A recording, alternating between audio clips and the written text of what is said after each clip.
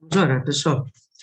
Senhor Deus Todo-Poderoso, estamos diante da tua santa presença, invocando o teu nome, invocando, meu Pai, o seu poder, pedindo que o Senhor venha nos dar a tua direção a respeito da tua palavra, colocando dentro da gente o entendimento que vem do alto.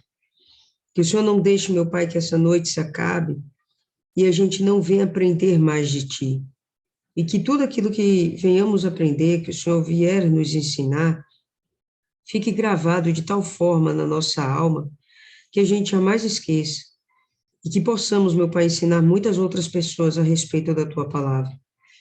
Que desde já o Senhor repreenda todo aquele que intentar contra o nosso estudo, a nossa meditação, seja repreendido todo mal que queira roubar a nossa semente. Colocamos, meu Pai, as nossas vidas à tua disposição. Que o teu Espírito venha nos ensinar. Nós entregamos tudo que temos e somos em tuas santas mãos. Em nome do Pai, do Filho e do Espírito Santo. Amém. E graças a Deus. Amém, pessoal. Então, hoje a gente vai dar continuidade ao livro de João, capítulo 8, e vamos estudar um pouquinho sobre essa passagem que é meio controversa, que é da mulher adúltera. Por que controversa? Porque há quem diga que esse texto não é original, de fato, do livro de João. Há quem diga que ele foge da métrica de João, do jeito que João falava, do jeito que João escrevia. Muitos textos antigos, originais, esse texto não é encontrado. Outros textos antigos, esse texto não é encontrado nessa ordem, ou é encontrado antes desse capítulo, após esse capítulo, e às vezes até em outros livros, como Lucas, por exemplo. Então, é um texto controverso. Mas, aprove aqueles que são estudiosos da Bíblia e que formataram a Bíblia que nós temos hoje, de considerar esse texto canônico e de considerar ele parte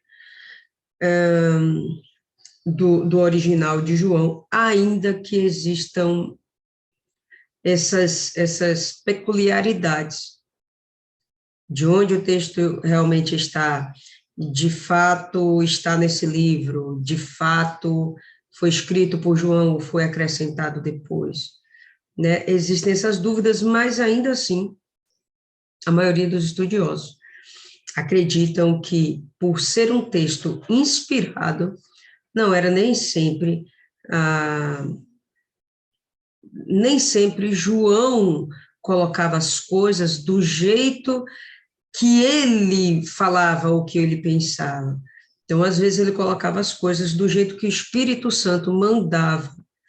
Então, por ser um texto inspirado, então, os estudiosos abrem esse parênteses, olha, ainda que fuja da métrica de João, vamos incluí-lo como sendo parte dos ensinamentos de João. E assim sendo, estamos aqui estudando hoje esse texto, que é extremamente interessante e que fala sobre a graça de Deus. Então, vamos lá, versículo 1. Jesus, porém, foi para o Monte das Oliveiras. Bom, na verdade, esse versículo, pessoal, é o final do capítulo 7.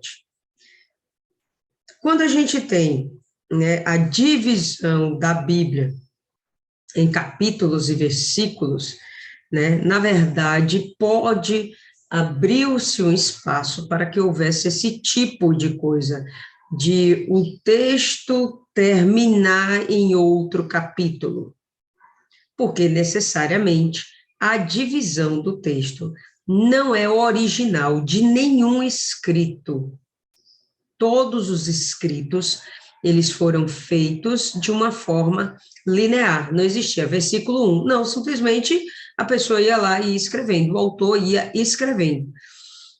Um belo dia, um determinado estudioso acabou colocando isso na forma de versículos e capítulos, para que ficasse mais fácil da gente ensinar a palavra de Deus e se encontrar dentro da palavra de Deus. Então, ficou uma coisa prática, bem legal, né? Mas necessariamente não significa que o texto, naquele momento, para e um dia, 2 dias depois, o autor continua a escrever. Não, tá? Então, o versículo 1 do capítulo 8 é o término do capítulo 7. E, enquanto no capítulo 7, Jesus passa por um interrogatório, né? E ele vai lá, se sai muito bem, óbvio, é Jesus, e explica para as pessoas acerca das coisas de Deus. Chega nesse momento onde todos vão para as suas casas, ninguém consegue prender o Senhor Jesus, até porque vem nele uma reverência, né? Existe nele algo diferente, e eles começam a reverenciar esse homem como sendo, de fato, um enviado de Deus. Posto isso, cada um vai para as suas casas, e o que é interessante é que Jesus não vai para uma casa, ele vai para um monte. Se ele passa a noite toda no monte, o texto não deixa claro. É possível que isso tenha acontecido? Sim, é possível. Mas naquele momento, o certo é que ele foi para o monte, e no monte ele não ia fazer outra coisa, senão falar com o Pai. E no dia seguinte, ele ia passar por uma prova muito interessante, que é justamente a questão da mulher adúltera, né? Então, ele vai ter com o pai uma determinada conversa, um determinado diálogo, talvez estando até recebendo do pai coisas especiais para que ele venha dar esse novo sermão, esses novos ensinamentos que ele vai dar agora, onde ele não vai falar só sobre a graça de Deus, mas ele vai falar muito mais a respeito de si mesmo, de ele ser a luz do mundo, que a gente vai ver ao longo do capítulo. Tá?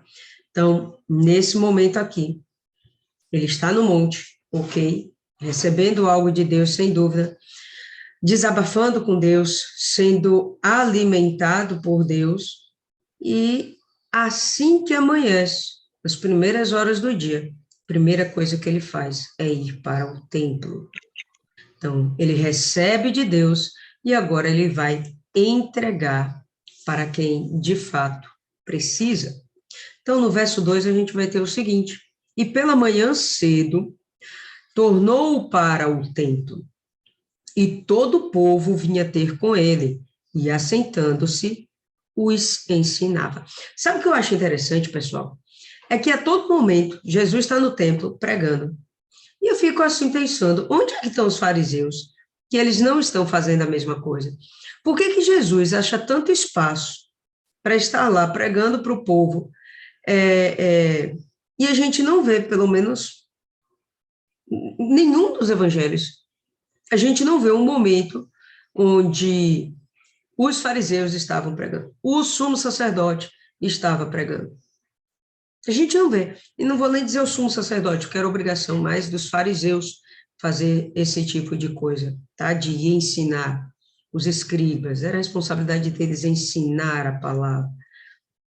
Então, se Jesus acha a oportunidade, é porque ninguém está fazendo.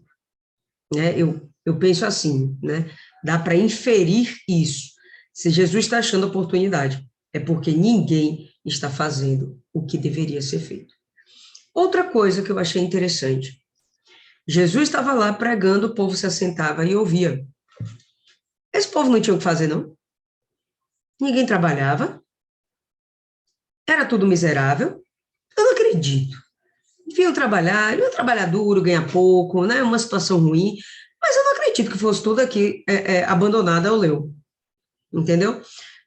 Eles deviam ter suas funções, mas a sede desse povo, sede espiritual, era tamanha que eu imagino que muitos deles jogavam tudo para cima para estar aqui ouvindo a Deus, ouvindo o Senhor Jesus. O texto também não deixa claro se isso era um dia de sábado ou um dia de domingo. Né? O texto não deixa claro. Só fala que ele acordou e foi ensinar. E aí, se a gente for parar para pensar, o que esse povo está fazendo da vida? Não importa o que esse povo está fazendo da vida, mas uma coisa é certa, eles estão priorizando a palavra de Deus. E se eles estão fazendo isso, é porque, de fato, eles estão sedentos. E os escribas e fariseus trouxeram-lhe uma mulher apanhada em adultério. E, pondo-a no meio, disseram-lhe, mestre, esta mulher foi apanhada no próprio ato, adulterando. Quando eu vejo esses fariseus, escribas e fariseus, aqueles que conhecem toda a lei e que ensinam toda a lei, aqueles que replicam, inclusive, a lei, né? Eles copiavam inúmeras vezes os textos bíblicos, a Torá, os profetas, para que isso permanecesse pelas gerações, né? Então, eles tinham pleno conhecimento da palavra de Deus. Ok, eles vão lá, pegam a mulher e levam e chamam Jesus de mestre. Há poucas horas atrás estavam pensando em matar Jesus, agora estão chamando de mestre. No meu entendimento, eles estão sendo irônicos. Eles não reconhecem em Jesus um mestre, mas sim reconhecem como uma ameaça ao farisaísmo, a religião deles, que necessariamente não é o judaísmo.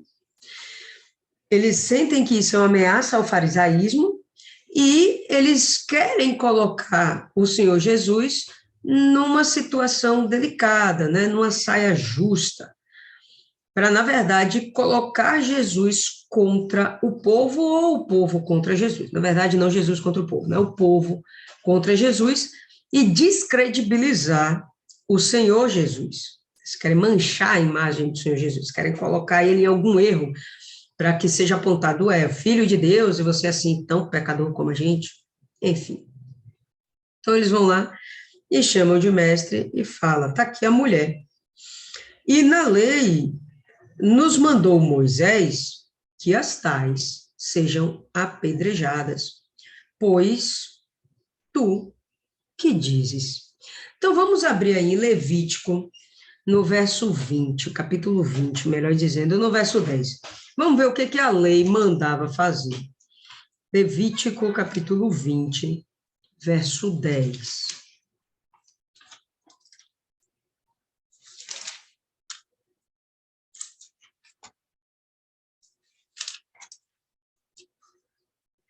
Todo mundo abriu? Achou aí? Ok.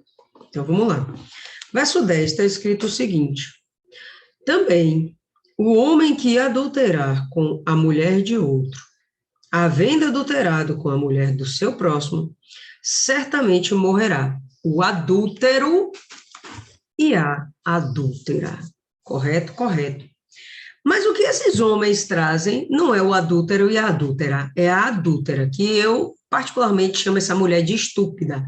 E vou dizer depois por que eu penso isso, tá? A mulher estúpida, não merecia nem o nome de adúltera, merecia o nome de mulher estúpida. Mas, enfim, então, os fariseus, eles já começam errando e querendo induzir Jesus ao erro.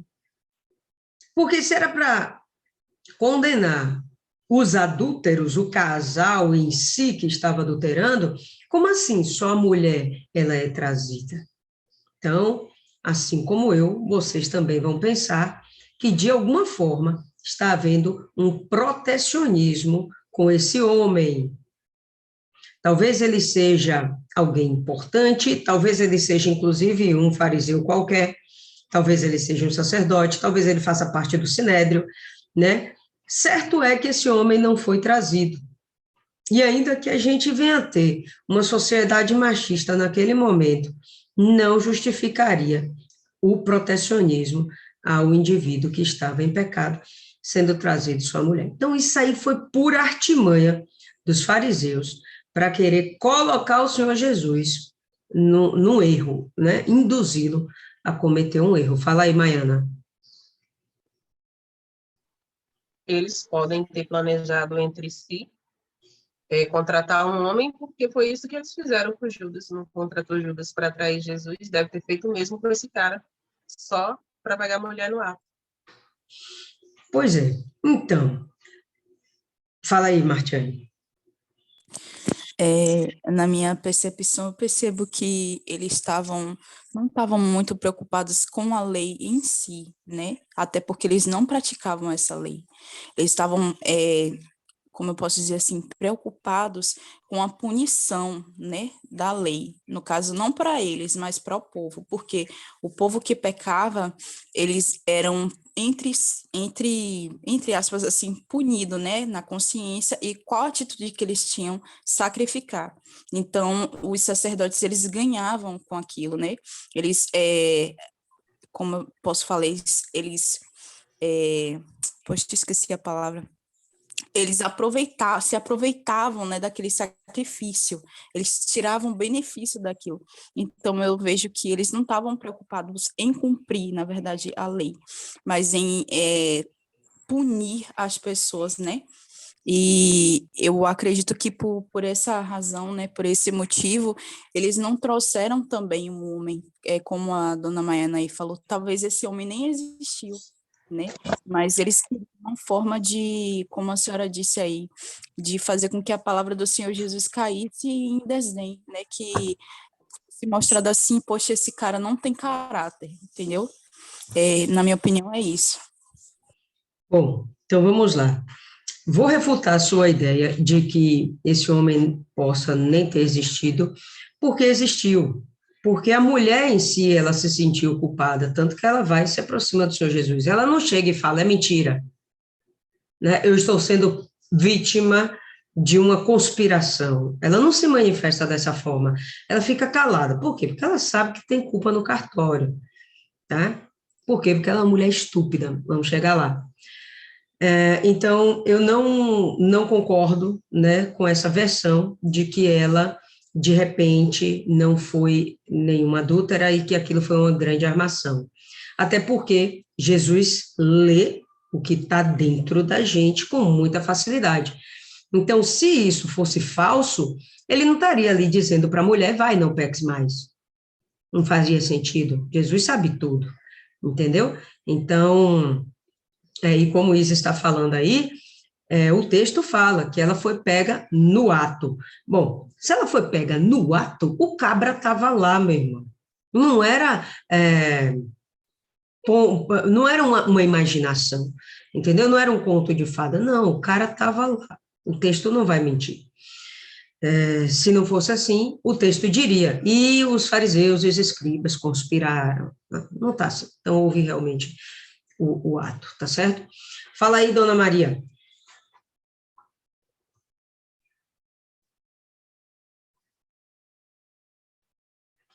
Dona Maria. O que eu é justamente isso. É que essa história do homem não ter existido não bate, porque ela foi pega em flagrante adultério. E tem mais, esse homem não podia ser contratado, porque se ela era uma mulher casada, ela não devia andar se relacionando assim direto. Ela devia ter um certo cuidado. Não era simplesmente chegou, o homem se aproximou e ela já ia se relacionando. Não era bem assim, né?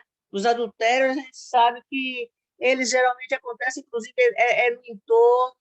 no entorno do trabalho, do bairro, ali, é aquele homem, aquela mulher que o indivíduo encontra toda hora, certo? É aquele homem que vive tratando bem a mulher enquanto o marido está maltratando, sabe? É aquela mulher que está dando atenção ao cara, dizendo que o cara é lindo, maravilhoso, formidável, enquanto a mulher não diz, mostra os erros dele, e aí a pessoa começa a se envolver com aquela pessoa e pá, vem o adultério. A gente já sabe dessa história.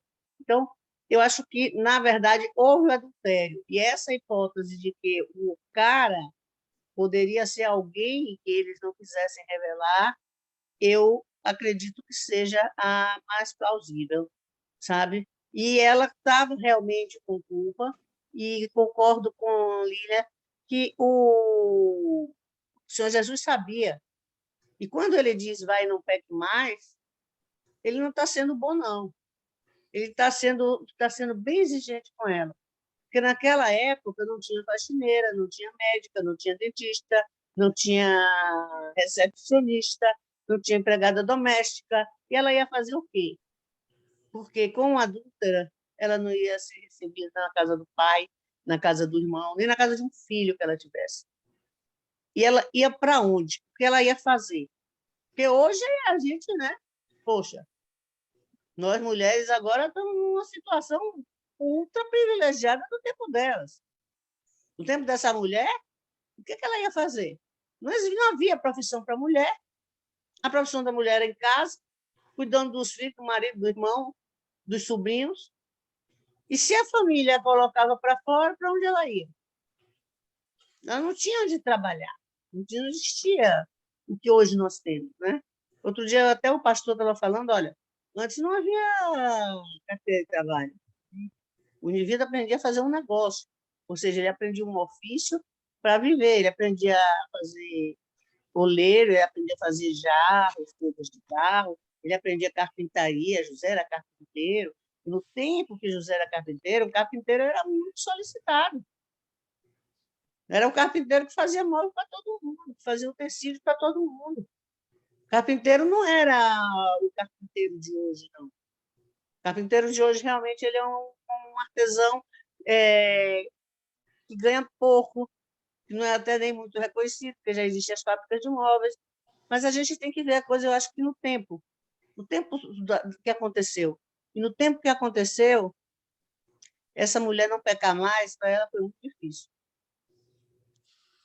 Pois é, então, inclusive, nessa linha de raciocínio aí de Dona Maria, o que essa mulher foi fazer com esse rapaz, com esse homem, né, seja lá como for, sendo que ela tinha plena consciência que se ela fosse pega em adultério, o mínimo que podia acontecer era ela morrer, né? O que levaria essa mulher a arriscar tanto?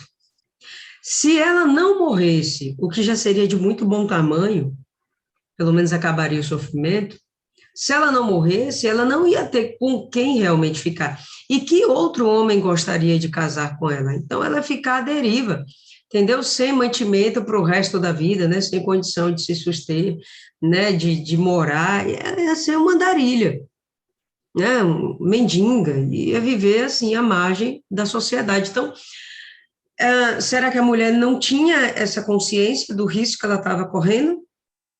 Claro que estava, claro que tinha. E é por isso que eu falo que ela era uma mulher estúpida, porque a única coisa que me passa pela cabeça é que essa mulher, de fato, estava apaixonada por esse homem. Ela foi ludibriada por esse homem, como é de fato, como a Dona Maria falou, muito fácil a gente imaginar uma situação onde a mulher não tem o devido zelo do marido dentro de casa e esse homem chega com lisonjas e falando coisas agradáveis, presentinhos, flores, bombons, aquela coisa toda, e a mulher, oh, agora eu sou amada. Porque nada mais justifica ela se arriscar a perder tudo. Ainda que ela tivesse um casamento ruim pra caramba, ela tinha comida e casa. Ainda que o casamento fosse muito ruim. Então, esse cara pode ter chegado com a história de, não, eu quero ficar com você, eu vou me casar com você, como é muito comum, né, os homens adúlteros fazerem com as respectivas amantes. Prometem mudas e fundos, fala que o casamento está ruim, fala que vai separar, e não sei o quê, a mulher acredita, quando vê, já está envolvida e toma o pé na bunda no final das contas, que o cara não vai separar coisa nenhuma. E seja lá, especulação, exatamente, e seja lá como for, entendeu? Quando ela se submete a essa situação, e imagino eu, apaixonada, tá? Não é por um cara qualquer. Para esse cara não ter sido trazido junto, não foi porque ele deu ninja e fugiu na hora. Se todo mundo estava lá para pegar a mulher em flagrante, estava todo mundo lá para pegar o homem também. Então, tudo leva a crer que esse homem ele tinha uma posição dentro uma posição social, né? E preservaram a identidade dele. Era um cara rico que seduziu a mulher e ela ficou a ver navios. Por isso eu digo que ela não era uma mulher adúltera, ela era uma mulher estúpida. Fala aí, Martiane. Ai, eu tô com muitas hipóteses aqui na minha mente. Vamos lá, vamos hipotetizar aí. Avaliando toda a situação, né, eu tinha esquecido desse fato do flagrante adultério. como a gente já tinha visto, né, que eles conspiravam muito contra o Senhor Jesus, eles procuravam maneiras, né, de pegar ele, de, enfim. Eu fiquei aqui imaginando com minha mente muito fértil que esse cara nada mais, nada menos se tratava de um fariseu, certo? E que isso já havia sido programado por eles, porque eu duvido muito na minha mente, assim, não tem essa coisa, assim, de duas pessoas estarem em um quarto trancados, fazendo vucu-vucu, e de repente uma multidão abrir a porta, pegar em flagrante, vem cá, mulher, você está adulterando. Tipo, isso não entra na minha mente. Então, já era algo programado dos fariseus, né? E essa mulher, com certeza, deveria ser uma mulher, eu vejo ela da classe social como uma serva, né? Ela servia na casa desse senhor, e eu não sei, né? Mas na minha mente passa que ela poderia sim ter problemas financeiros, né? Ser casada, mas nada impedia de ter problemas financeiros. E de repente ele fez uma grande oportunidade para ela e os dois caíram, porque não tem como.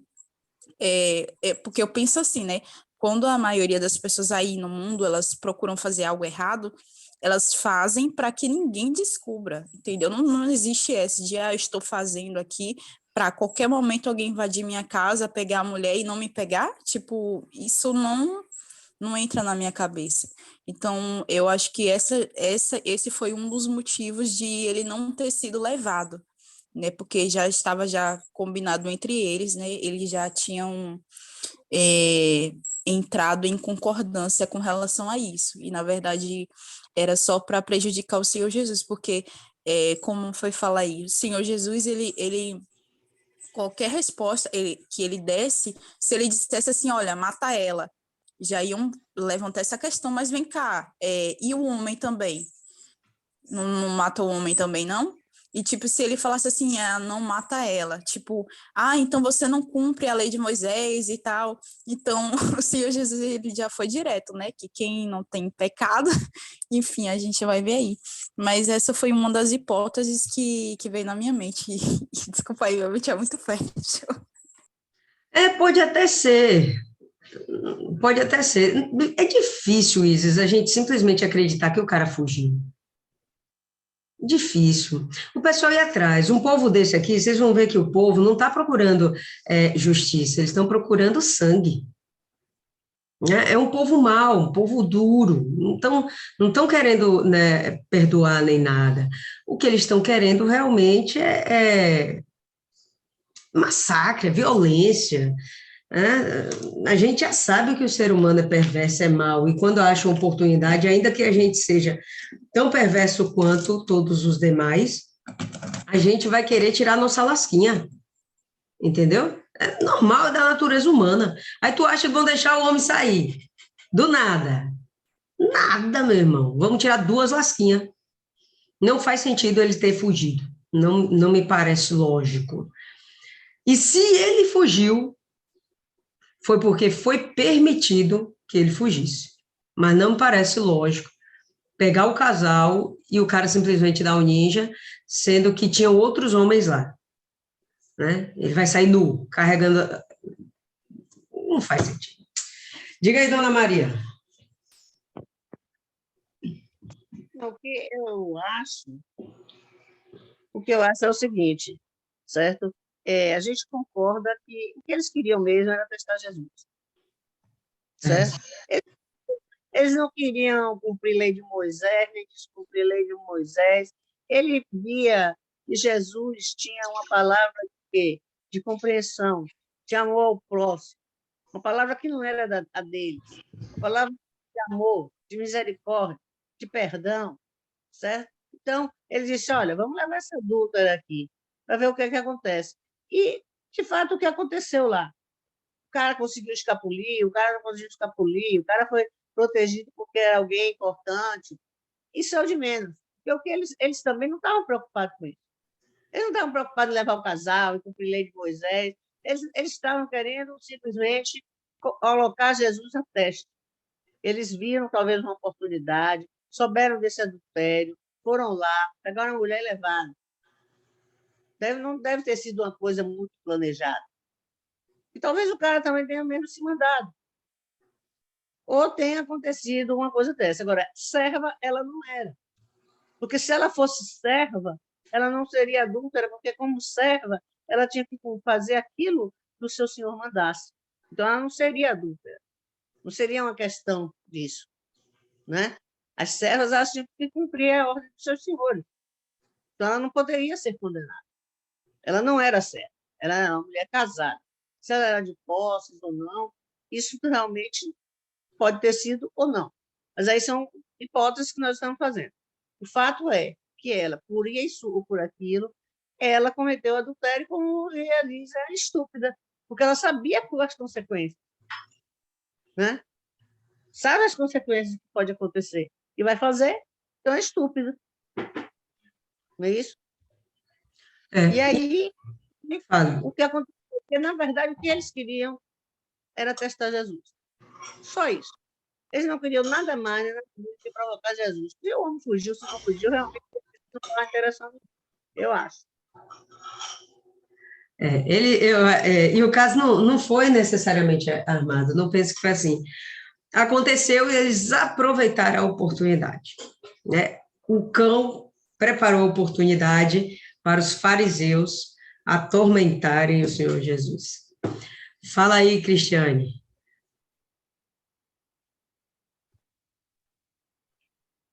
É o que era só para concluir isso mesmo que a dona Maria falou. A ideia deles era questionar o Senhor Jesus, era tentar acusar o Senhor Jesus de alguma forma que ele viesse a violar a lei. Mas ele, com a sabedoria do Espírito Santo, conseguiu mostrar um outro lado, né? Justo. Fala, Isis.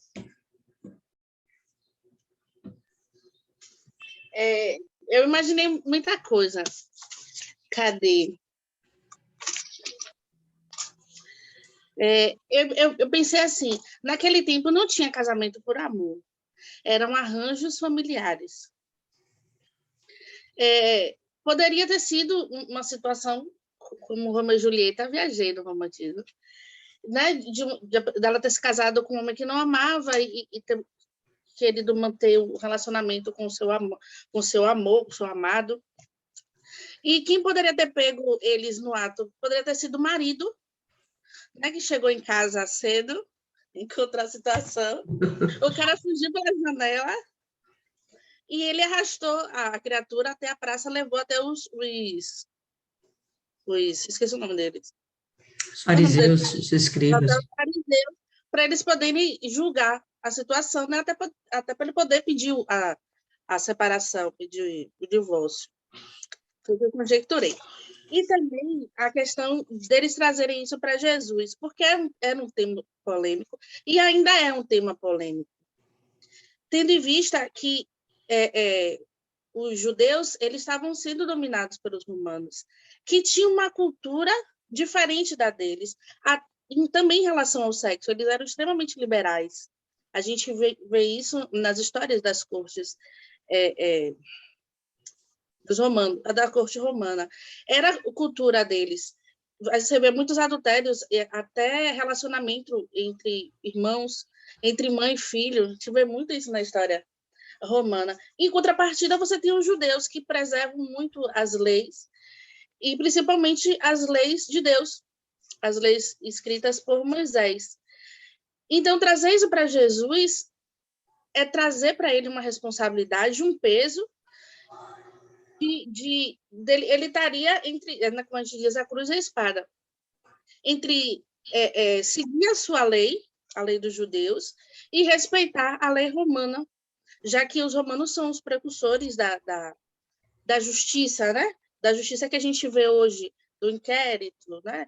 De levar o processo, e aí o juiz decidia a pena, né? Que seria a morte ou não da criatura. Então, tinha muita coisa em trazer aquela adúltera.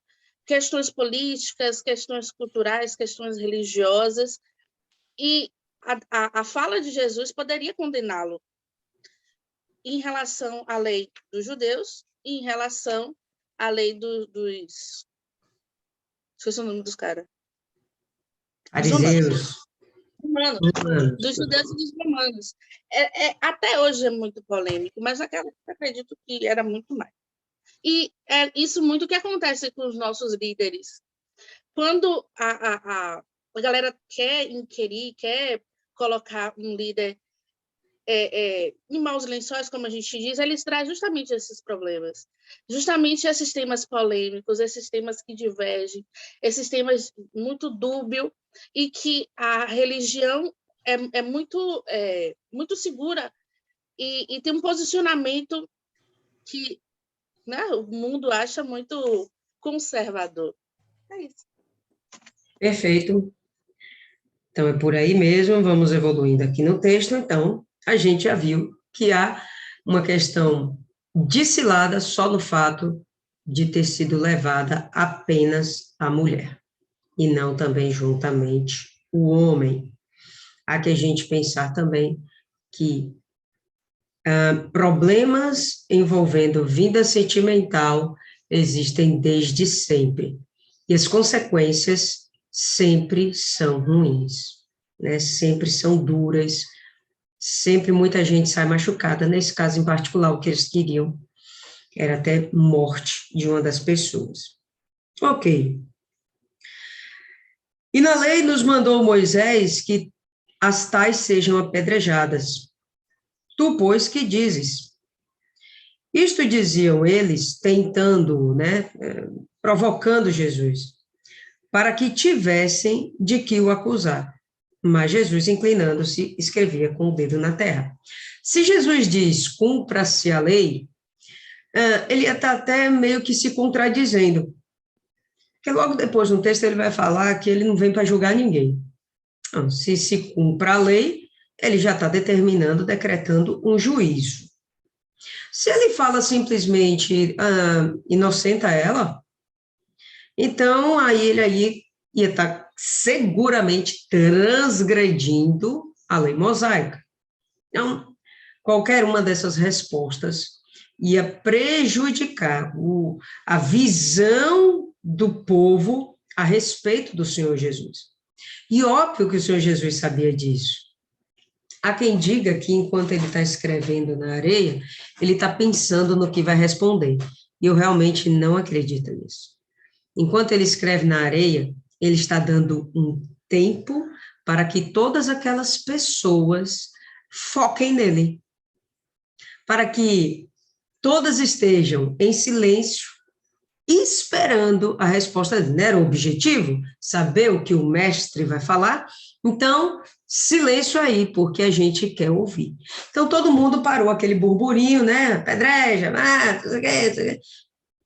Todo mundo parou para esperar a resposta do Senhor Jesus. Aquele tempo que ele estava dando para aquelas pessoas era justamente para que a resposta que ele ia dar viesse cair, assim, no coração de cada uma daquelas pessoas, de forma a separar juntas e medulas, bem assim, bem cortante. E como insistissem, perguntando-lhe, endireitou-se ele e disse-lhes. Então, o pessoal continuou. Fala, Jesus. E aí, mestre? E aí, Senhor? O que a gente faz? Então, todo mundo estava focado no Senhor Jesus. Não estão nem mais olhando para a mulher. Então, ele responde, aquele entre vós que está sem pecado, seja o primeiro que atire a pedra contra ela. No momento que o Senhor Jesus fala isso, ele faz o seguinte, torna-se a inclinar-se e continua escrevendo na terra. Então, ele joga agora a responsabilidade, ele devolve a responsabilidade para todo aquele povo, não só para os fariseus, mas para todo aquele povo que estava todo mundo já com suas pedrinhas na mão, porque todos sabiam o que deveria ser feito, não precisava ser gênio, não precisava ser Jesus para dizer ali o que deveria ser feito com aquele casal, né, em particular com aquela mulher, todos sabiam o que deveria ser feito. Então, Jesus vai passar a responsabilidade para eles. Não é melhor do que eu, vocês sabem o que deve fazer. E se vocês não têm pecado, vai lá e lance a primeira pedra. Então, quando ele faz isso, rapaz, aí agora ele provoca a consciência de cada uma daquelas pessoas. E enquanto aquele povo começa a lembrar das suas culpas e pecados, aquela mulher começa a perceber, começa a despertar para a graça que vai receber. Ela sabia que ela estava errada, ela não murmura, ela não fala nada, está caladinha aqui. Imagino que, de fato, jogada ao chão, de tanta vergonha. Ela nem se atreve a levantar a cabeça, era extremamente vergonhoso. Primeiro, ser adulto era muito vergonhoso, você pega em flagrante adultério, vergonha total. Ser exposta para a comunidade inteira, dentro do templo, isso aqui é dentro do templo, pessoal. Macabro, macabro. Então, essa mulher nem tem coragem de levantar os olhos. Ok. Então, enquanto lá as pessoas estão tendo aquele discernimento, essa mulher, ela está se abrindo, né, se permitindo para ver o que Jesus vai fazer por ela. Porém, ouvindo eles isto, acusados pela consciência, saíram um, a começar pelos mais velhos, até os últimos. Ficou só Jesus e a mulher que estava no meio. Então, várias coisinhas aqui para a gente observar. A crise da consciência de cada um, olha só que interessante, pessoal. Eles estavam vindo acusando essa mulher com base em quê? Com base na lei, ok? Eles estavam indo para cima da mulher com base na lei. E por que eles retrocederam? Com base nessa mesma lei. Eles perceberam que essa mesma lei com a qual eles queriam julgar essa mulher, era a mesma lei que estava aprisionando eles, por conta do pecado. Todos eles reconheceram que tinha pecado. Jesus sabia que eles tinham pecado. De repente, tinha muitos adúlteros lá, que ainda não tinham sido em flagrante adultério pegos. Mas tinha muito adúltero lá, muito ladrão, muito mentiroso, entendeu? Muito enganador, tinha ali. E de tal forma, todos tinham algo que se condenar, que a consciência pesasse, que nenhum ficou. Começa pelo mais velho. E a gente vai entender que o mais velho é uma pessoa mais experiente, é uma pessoa que já viveu muita coisa, e até mais fácil dele reconhecer, meu Deus, eu já fiz tanta coisa nessa vida, estou chegando no meu fim da vida para tirar outras vidas, nem faz sentido isso. Então, joga a pedrinha dele no chão e vai embora das costas e vida que segue, porque ele tem o entendimento que mais importante do que aquela mulher morrer é ele cuidar da sua própria consciência. Isso vai sendo como exemplo até os mais novos se retiram dali. E todos caem fora, só fica Jesus e a mulher. E como fala aqui, a mulher estava no meio. Então, estava a multidão de um lado, a mulher no meio, Jesus do outro lado. Né? Endireitando-se Jesus, e não vendo ninguém mais do que a mulher, disse-lhe, mulher, onde estão aqueles teus acusadores? Ninguém te condenou? Então, agora, Jesus provoca a mulher. Jesus já trabalhou na mente dessa multidão. Gente, com 2 palavrinhas, Jesus trabalhou na vida de uma multidão, muito poderoso. Eu queria ter essa capacidade de, com 2 palavrinhas, fazer transformação de vidas. Porque foi isso que aconteceu aqui. Ninguém te condenou? E ela diz, ninguém, Senhor. E disse-lhe Jesus, nem eu te condeno. Vai-te e não peque mais.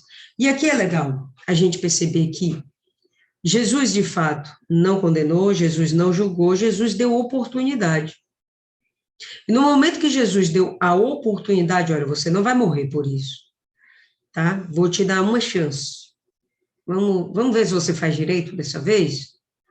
Ah, não aceito, Jesus. Muito obrigada. Pronto. Agora não faz de novo.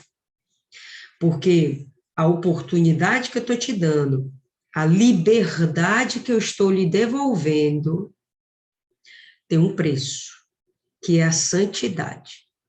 Então, Vá, siga sua vida, você não vai pagar pelo teu pecado, pelo contrário, você vai ter uma nova chance, você está sendo perdoada, não só por mim, como por essa multidão, você foi perdoada agora.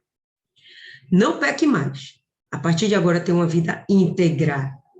Você tem uma nova chance. Se ela conseguiu voltar para o marido, se ela viveu a vida dela sozinha, bom, seja lá como for, uma coisa é certa. Ela agora tem onde se estribar. A fé dela agora tem onde se apoiar. E essa mulher, com certeza, a partir daqui vai ter uma nova vida. Quando a gente tem uma nova vida, por mais que ela venha a ser difícil dentro dessa terra, vai existir vida. Deus vai estar do lado, sabe? Jesus vai acompanhar, o Espírito Santo vai direcionar. Você não está mais andando sozinho. Houve uma aliança, uma realiança, uma reconciliação com Deus. Nesse momento, essa mulher teve isso. Diante desse quadro, ela recebe essa chance. E esses homens e mulheres, né, a multidão que estava lá condenando, da mesma forma teve uma outra oportunidade. Tá? Porque eles estão mortos em seus próprios pecados, mas eles perceberam que o próprio Jesus não condena. Se eles crescem a partir de então no Senhor Jesus, não fica claro, porque diz que todo mundo deu as costas. Mas se eles crescem a partir de então no Senhor Jesus, eles iam ser livres, porque eles saem de lá aprisionados. Vocês concordam comigo? Na cabecinha. Eles estão presos pelos seus próprios pecados. Eles sabem que o futuro deles não vai ser uma coisa legal.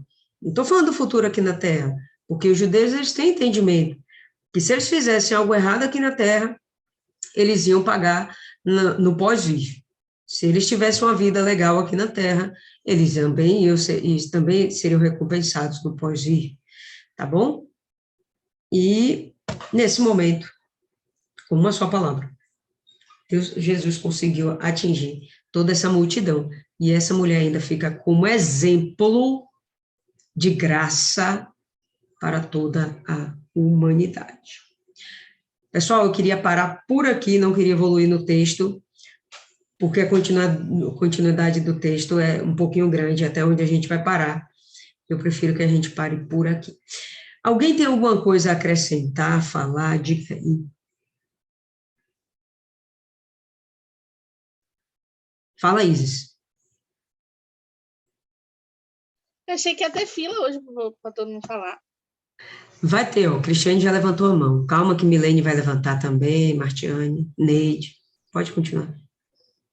Esse texto, ele é muito importante, porque ele traz um exemplo prático. Mas muitas pessoas conhecem Jesus nesse exato momento, nesse momento de queda, nesse momento de desespero, de risco de vida, de fundo do poço. Quando está no chão, quando acha que nada mais pode... Isis travou.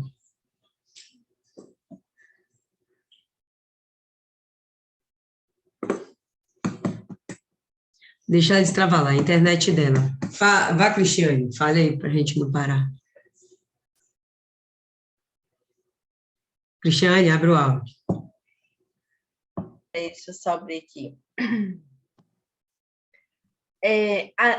Nessa passagem, cumpre-se mais uma vez o propósito dele ter vindo, que é salvar almas, né? Ele salvou uma alma, ou mais outras almas, porque todos saíram dali pensando, né? Então, ali, ele não perdeu a oportunidade, ele ganhou almas ali, que esse tem que ser a nossa meta, né? Nosso objetivo.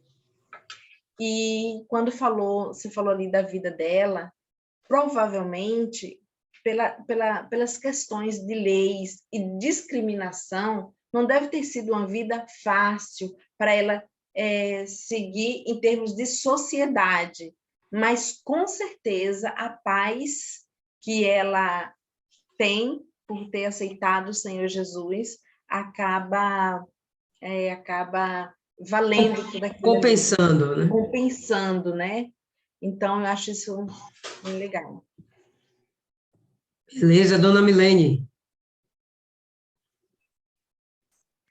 É uma passagem extraordinária, sempre me encantou essa passagem e meditando nela, me chamou a atenção quanto a esse trecho mostra como o Senhor Jesus conhece o ser humano, porque é como a senhora explicou aí, ele não estava pensando no que ele ia fazer, ele estava, na realidade, dando tempo para o que ele queria fazer surtir seu efeito, de forma geral, nela que estava sendo acusada e nas pessoas que estavam acusando. Para isso, ele sabia que tinha que tirar o foco, que aquelas pessoas estavam no pecado do outro, tirar o foco no pecado do outro, trazer o foco para ele e dali conseguir despertar a consciência, porque assim, quando a pessoa está olhando só para o erro dos outros e ela não está ali olhando para o Senhor Jesus, ela não vai perceber o dela, porque ela acha que está tudo certo com ela, porque ela só está olhando para o outro.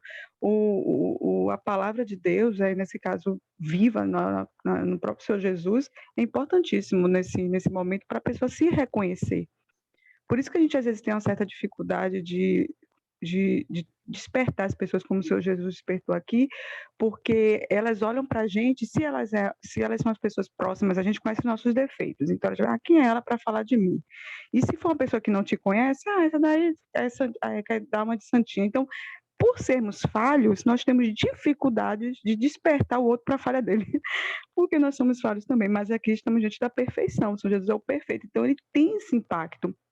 E a gente só consegue causar esse impacto num pouquinho, né? Não se compara com o que o Senhor Jesus fez aqui. Mas um pouquinho, quando a gente traz à luz a palavra de Deus, a palavra do Senhor Jesus, traz esse momento aqui mesmo, citando uma passagem dessa, para tocar na pessoa, para daí tentar fazê-la enxergar o seu erro, o seu pecado e tentar se corrigir. Porque se não for trazendo o Senhor Jesus para o centro, ele sendo o foco, dificilmente a gente consegue despertar para o arrependimento das pessoas. É impossível. Por isso que a palavra tem muito poder, tem muita importância, ela que transforma mesmo, não tem jeito, só somos instrumentos mesmo quando a gente consegue acertar. Verdade. Fala aí, Martiane. Desculpa, é porque minha garganta tá inflamada.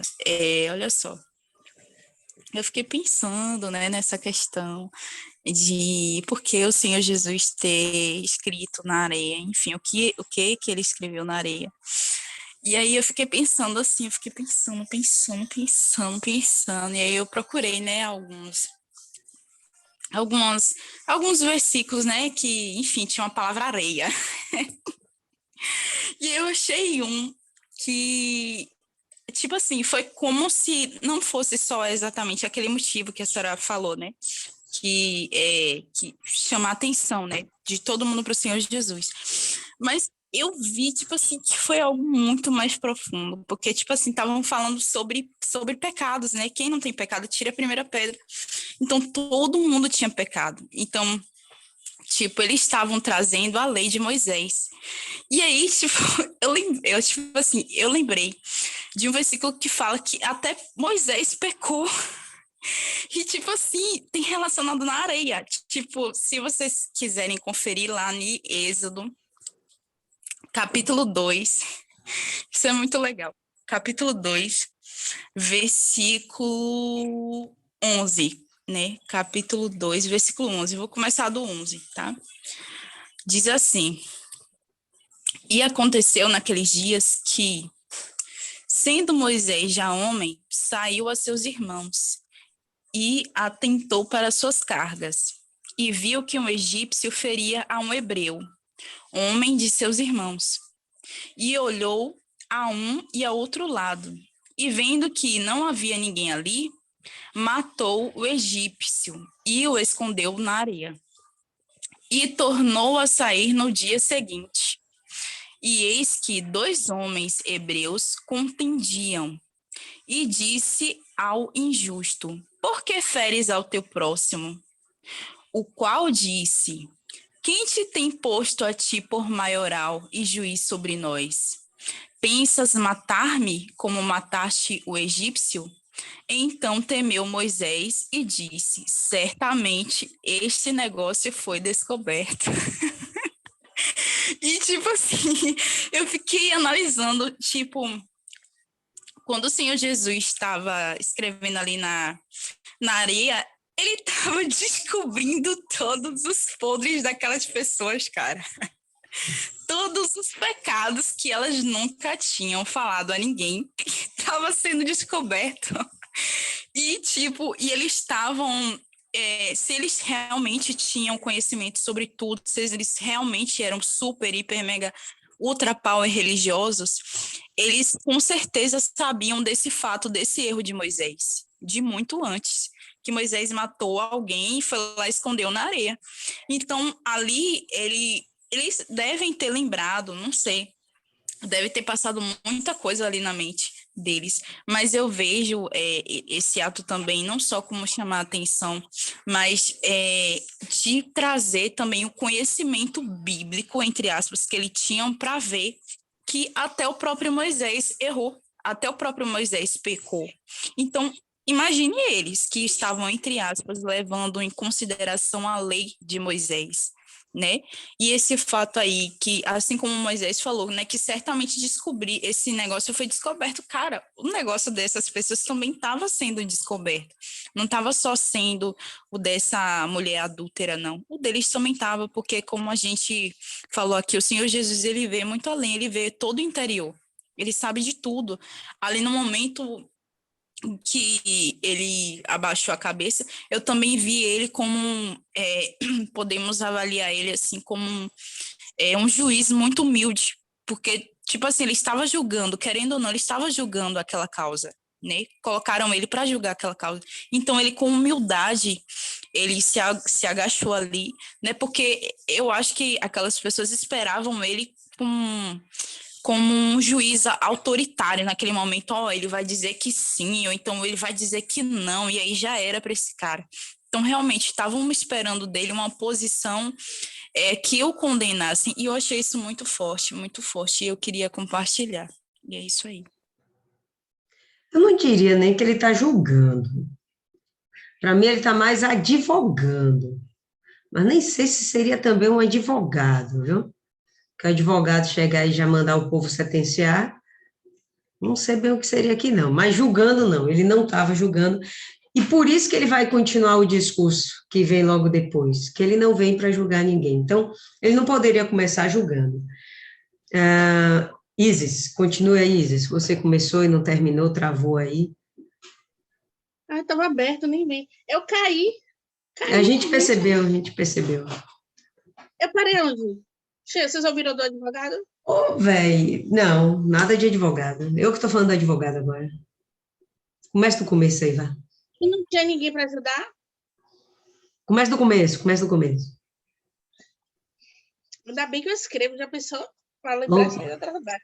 Oh, glória. Que muitas pessoas conhecem Jesus nesse exato momento, nesse momento de desespero, de risco de vida, de fundo do poço, quando está no chão e percebe que não tem ninguém para ajudar. A mulher estava ali, não tinha ninguém, uma viva alma para dar mão. Mas tinha Jesus, ela teve a sorte de ter Jesus naquele momento, que não agiu como juiz, ele tinha autoridade para agir como, foi dado a ele por todas aquelas pessoas, mas ele não fez questão de ir. E ele foi o perfeito advogado. Né? Eu percebo aquilo como aquele momento do júri, né? Que não está na mão do juiz, mas quem vai decidir é o júri, e o advogado de defesa tem que persuadir aquelas pessoas. E ele, com 2 palavras, persuade todo mundo, coloca as pessoas a refletirem e perceber que todos ali eram pecadores. Ele fez com que todos examinassem a sua consciência e, ao final desse exame, eles não tiveram coragem de condenar ninguém. Eu achei muito perfeito. Aí eu estava pensando, a gente estuda tantos manuais, um negócio muito grosso, e Jesus, incrível, maravilhoso. 2 palavras, resolve tudo e ganhou a causa. E por isso que, pelo menos alguns livros que eu tenho, os autores, eles fazem muita referência a Jesus. Principalmente grego, ele fala sobre Davi, e no seu preâmbulo, ele fala muito de Davi, e acho muito lindo, na sua obra, ele ter esse cuidado de pregar a palavra. Eu não tinha me atentado a isso, mas muito bonito. Me perdi já. não tiveram coragem de condenar ninguém. E ali no chão, quando eu li essa parte do chão, de Jesus escrevendo, me remeteu uma música que uma paródia que a galera fez, aquele toma conta da tua vida, toma conta da tua vida. Jesus estava cuidando da vida dele, né, fazendo essas coisas, e as criaturas cuidando da vida dos outros. Me pareceu muito uma indireta, sabe? Vai cuidar da tua vida, vai cuidar das pessoas, vai cuidar de tudo. Que cada um sabe das suas dores e sabe dos seus pecados. E, em vez de condenar, a gente deve fazer justamente esse exercício de examinar a nossa consciência. E, a partir desse momento, desse exame, a gente conseguir dar um conselho ou tentar aconselhar alguém. Não com essa visão de condenar, mas sempre com esse olhar de Jesus. É isso. Beleza. Fala aí, Cristiane. A Isis falou uma coisa aí que está aqui na Bíblia, né? Que o Senhor Jesus, com tanta sabedoria, e com 2 palavras, resolveu a situação, né? Mas, ali no início do 8, fala que Jesus foi para o Monte das Oliveiras. Ele foi orar, né? Porque, por mais que a gente está falando do Senhor Jesus, nós estamos falando dele como ser humano, né?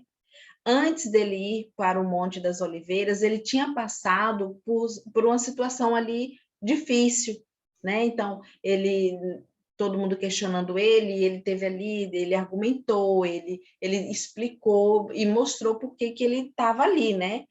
Então, depois que todo mundo saiu, ele não foi descansar, porque provavelmente foi desgastante, né? Mas o desgaste espiritual, físico e emocional, ele sabia que ele ia buscar em Deus aquela renovação, né? Então, ele foi orar, ele foi fazer uma vigília, ele foi passar uma noite em oração, não sei se ele passou a noite toda, mas ele foi buscar força em Deus, força para prosseguir, força para ter essa sabedoria que ele teve aqui agora, né? Buscar o Espírito Santo. Então, esse é o maior segredo que o Senhor Jesus, ele deixa claro aqui, você vê que a Bíblia sempre relata que ele buscava, que ele orava, e a comunhão dele com Deus é o que nós temos que ter na nossa vida, é fundamental. Às vezes, passar por lutas, todo mundo passa, o Senhor Jesus está aqui passando pelas lutas dele, pela aprovação dele aqui, mas, no entanto, ele está firme. Por que ele está firme? Porque ele tem segurança, ele tem comunhão com Deus, ele tem fortalecimento espiritual. E é o que cada um de nós precisamos, é orar mais, é buscar mais, é estar ligada mais com Deus, e a gente só consegue nisso aí, orando, jejuando, não tem. A gente vai na igreja, tem que ir na igreja, ouve a palavra, mas o orar, ter sua comunhão com Deus é tudo, é tudo. Com certeza. E é uma das primeiras coisas que o diabo faz a gente desanimar, né? É a oração. Ele já bota a preguiça para orar, você faz aquela oração de gato miando, depois de gato ronronando, quando menos espera, você já não está orando, passa o dia, você esqueceu, entendeu? Então, é a primeira coisa, a gente já viu muitas vezes as pessoas que um dia serviam a Deus, né?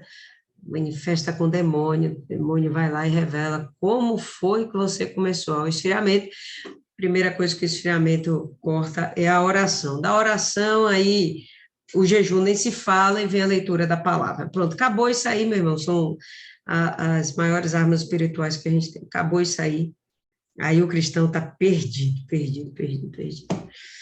Jesus realmente ele fazia isso com constância. A Bíblia mostra isso, né? Ele como Deus talvez nem tivesse essa necessidade, né?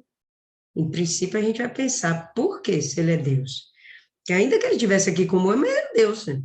Ele não usou a condição de ser Deus para seu próprio benefício, mas ele era Deus, né? Mas ainda assim você vê que ele tinha que ter essa comunhão com o Pai, tinha que ter, era algo que ele fazia e, sem sombra de dúvidas, devia ter uma satisfação nisso, um prazer, né? Uma coisa gostosa.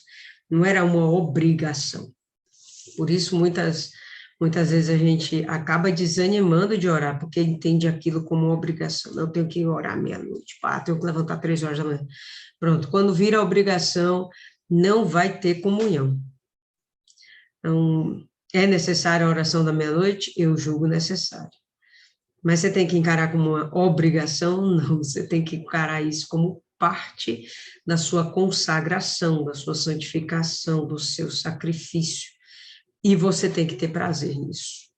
Se não tiver prazer, você não vai conseguir levar à frente por muito tempo.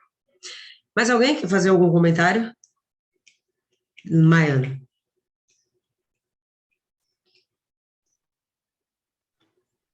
Se falhar, vocês avisam, viu? Porque tá falhando toda hora. No começo, no versículo 2, quando ele fala que Jesus foi de madrugada para o templo, aquele povo nem dormia direito, porque o melhor sono é o da madrugada, gente. Aí eles vão lá atrás de Jesus porque queriam resolver aqueles problemas de imediato. Queria cura, queria pão, queria isso, queria aquilo. Mas hoje em dia, a gente vê a pessoa que está no nosso meio não querer acordar cedo para ir buscar Deus na reunião da primícia. E olha que é 8 horas aqui. A pessoa, eu quero dormir até mais tarde, eu trabalhei a semana toda. Sim, todo mundo trabalha a semana toda. Tem gente que trabalha da hora que acorda até a hora que vai dormir. A gente vê pessoas que vão para a igreja e não levam os filhos. O que ela está passando para o filho dela se ela não leva a criança lá para aprender? Tem a EBI. Tá conseguindo me ouvir? Então, Esses dias eu estava conversando até com a dona Cida a respeito disso, porque assim, se você está indo para a casa de Deus, você está buscando comunhão com Deus, você não leva seus filhos, se a palavra fala que se você ensinar ele de pequeno, ele não vai se desviar depois de velho, mesmo que se desvie, ele vai achar o caminho, por que não leva? Aí o filho vai ver o que exemplo ele vai ver nos pais. São pessoas que deixam a Deus por causa de alguém ou de alguma coisa. Não prioriza Deus, porque quando ela prioriza Deus, vai ter situações que ela não vai poder ir para a igreja na reunião da primícia, ela não vai poder ir no domingo, não vai poder ir numa quarta, mas isso não vai ser constante. Tem o caso daquela pessoa que a gente estava conversando, que qualquer motivo é motivo para não ir para a igreja na quarta ou no domingo ou qualquer outro dia que seja, mas nos dias que convém estar lá firme e forte, não falha um. Aí essas pessoas acordam cedo e não vai nem buscar a Deus, então isso fica de exemplo. Se os filhos do diabo que se acordam cedo, por que a maioria das pessoas tem escândalo na igreja? Porque as pessoas acordam cedo, estão lá nas reuniões principais, gravam, distorcem a palavra, são mais ousados do que os filhos de Deus. Então você tem que sacrificar para Deus. O Senhor Jesus já se sacrificou por nós. Ele fez o que ninguém faria, porque eu tenho certeza. Uma mãe que tem 10 filhos, ela vai se sacrificar por um e os outros. Ela vai morrer por um e os outros vai ficar ali? Não. Então, é a sua vez de fazer sua parte por Deus. E a mulher, quando ela foi condenada, ela ficou lá calada, ela assumiu o erro dela, até porque não tinha mais como negar, mas ela poderia dizer o nome do cara, onde o cara morava, porque com certeza naquele vilarejo por ali, ela deveria saber o nome, endereço dos vizinhos, mas ela ficou calada. Isso ressalta a ideia de que a salvação é individual. Ela não acusou o outro cara. Ela poderia muito bem ter feito isso. Tanto que quando a senhora disse que ela era idiota, eu imaginei isso. Poxa, ela poderia ter entregado o cara, eu vou morrer, mas vai morrer os dois. Mas não, ela ficou calada. Ainda que ela não tenha pedido perdão, Deus livrou ela. Eu não vejo aqui como a fé dela foi para ser salva. Ela teve um livramento. Jesus deu a oportunidade dela buscar o arrependimento e o perdão. Porque muitas pessoas, quando o Senhor Jesus terminou de curar, terminou de abençoar, fazer o que tinha que fazer, ele falou, vai em paz, a sua fé te salvou. E esse aqui não, ele disse, vai e não peques mais. Que lembra uma música que eu passei a semana toda com essa música na cabeça, e ela fala justamente isso, vai e não peques mais. Mas quando o Senhor Jesus diz, vai e não peques mais, procura o arrependimento, porque para você não pecar de novo, você vai ter que se arrepender. E se arrepender não é se arrepender agora e voltar a fazer depois. Isso aí é remorso. É não fazer mais. É nem comentar, já que todo mundo viu, já houve o perdão. Então, ela se arrepende, ela se perdoa, já que ali já foi dado o perdão, e ela procura não cometer mais aquele erro. Do contrário, vira iniquidade, vira rotineiro. Então, agora ela vai buscar a salvação, ela vai buscar a fé, vai atrás da fé para poder ser salva. Assim como todos ali, ninguém ali, eu não vejo ali como se ninguém foi salvo. Todos teve um livramento e essa oportunidade de se arrepender, de avaliar a sua vida, aquilo que eu não posso interferir na vida do outro, interferir no sentido de mudar. Eu posso ajudar. A decisão de mudar ou não vai ser sempre da pessoa. Mas fica esse ensinamento legal dela. Tava todo mundo ali roubando. Eu estava no meio. Tava todo mundo conseguiu correr, eu fui pega. Por que eu vou entregar os outros? Eu não vou responder pelos outros, entre aspas, diante de Deus. Eu vou responder só pelos meus pecados. Então, ficar aqui apontando os pecados dos outros, ou dizendo quem estava comigo, não vai mudar nada, não vai me absolver. Ainda que seja na delação premiada, né? Você vai ter um benefício, mas você não vai ser isento. E o Senhor Jesus deu para ela a isenção. Ó, você está perdoada, não peca mais, mas vai buscar viver uma vida nova, busca servir a Deus, busca se converter dos seus caminhos tortuosos, porque como ele falou para o cara lá, uns dias atrás, uns tempos atrás, uns meses atrás, a gente não sabe quanto tempo se passou, para que não te suceda coisa pior. E pior do que viver uma vida miserável aqui, é você morrer, ir para o inferno e sofrer de novo o dano da segunda morte. Então, foi isso que eu absorvi até aqui. Fala aí, Cristiane. Quando a Mai falou aí de levar os filhos, né? Falar uma coisinha assim, um testemunho rápido. Porque, claro, né? Sempre levei os meus filhos desde pequeno, independente, para a igreja. Independente de ser domingo, né? Levanta cedo, todo mundo tem que ir. Mas é muito interessante que lá no Rio Grande do Sul, muito frio, né? No domingo de manhã, temperatura quase que beirando 0 graus ali, era muito frio. E eu levantava os dois, tanto o Israel, que é o mais velho, adolescente, e o Tiago pequenininho, né? E levantava os dois, vamos, agasalhava e vamos para a igreja. E eu tinha uma pessoa muito próxima que também era do nosso meio, assim, né? E aí ela falava, como é que você vai trazer seus filhos para a igreja nesse frio? Por que não deixa eles em casa dormindo? Aí eu ficava pensando, mas como é que eu vou deixar meus filhos em casa dormindo? Como é que eles vão ouvir a palavra de Deus? Como é que eles vão buscar? Como é que eles vão se fortalecer? Porque eu sempre pensei o seguinte, que eu tenho que ensinar eles o caminho certo, eles têm que conhecer a palavra do Senhor Jesus. Se um dia lá na frente está amarrado, mas se lá na frente eles vierem a cair, eles vão saber voltar, porque eles têm o conhecimento. Eles sabem, eles já ouviram falar, eles sabem como se consertar. Agora me diga, um adolescente, se não vai para a igreja ouvir a palavra, como é que ele vai ter um encontro com o Senhor Jesus? Não existe isso, né?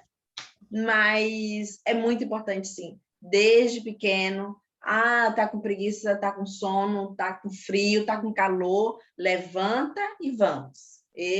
Isso é normal, é o correto, né? E eu passei a ser criticada por causa disso. Não diz não.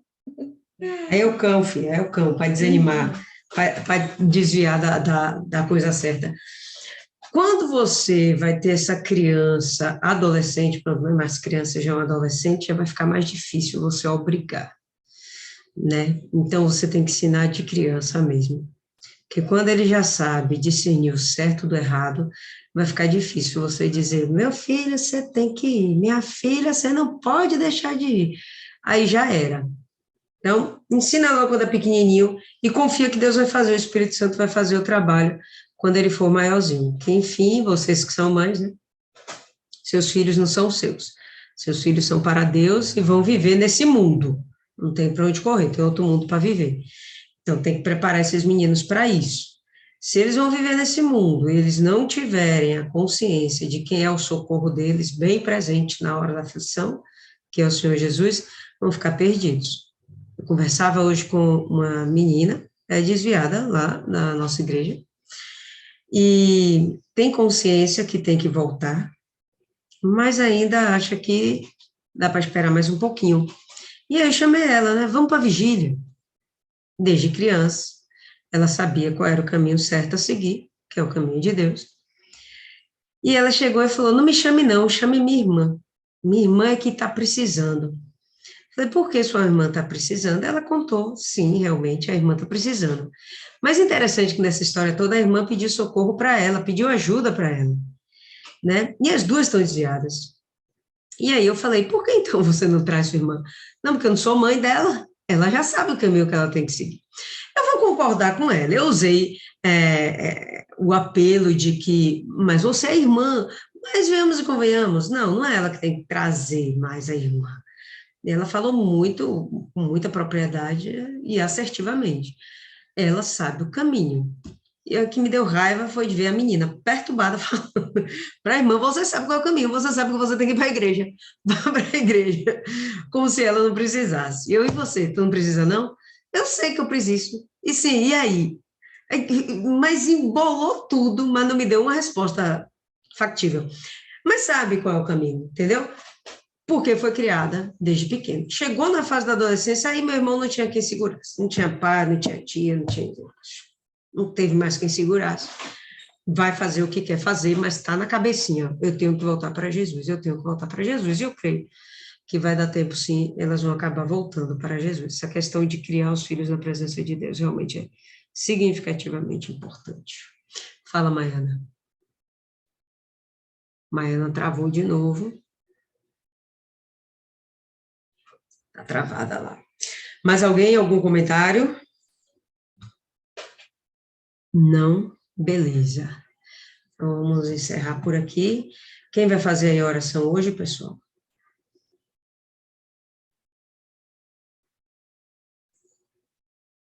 Vai ficar essa amarração aí de novo. É sério, é real.